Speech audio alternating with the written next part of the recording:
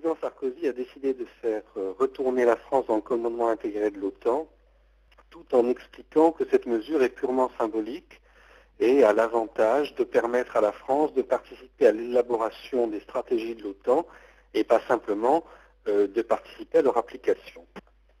C'est évidemment une présentation tout à fait mensongère. L'OTAN a été créée au lendemain de la Seconde Guerre mondiale, lorsque les États-Unis commençaient à installer la guerre froide. Historiquement, ce sont les États-Unis qui ont pris l'initiative de ce système, et ce n'est qu'en réplique, plusieurs mois plus tard, que l'Union soviétique a installé le pacte de Varsovie pour se défendre face à une alliance qui était clairement offensive contre l'Union soviétique. La France a été un des membres fondateurs de ce système, et les États-Unis ont conçu l'OTAN comme un protectorat sur l'ensemble de l'Europe occidentale. À cette époque-là, la France était détruite et n'avait guère le choix que d'accepter ce protectorat.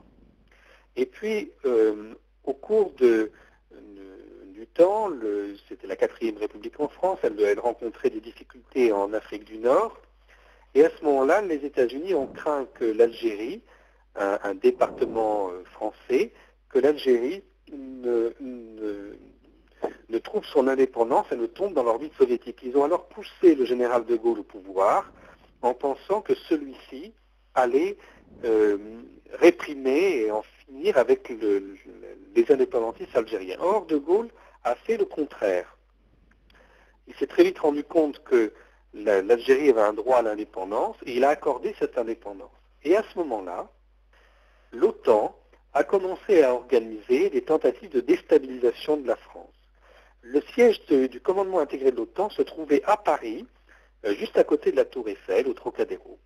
Et depuis le siège de l'OTAN, les États-Unis ont soutenu l'extrême droite française, ce qu'on appelle l'organisation de l'armée secrète, et ont commis une 40aine d'attentats pour assassiner le général de Gaulle.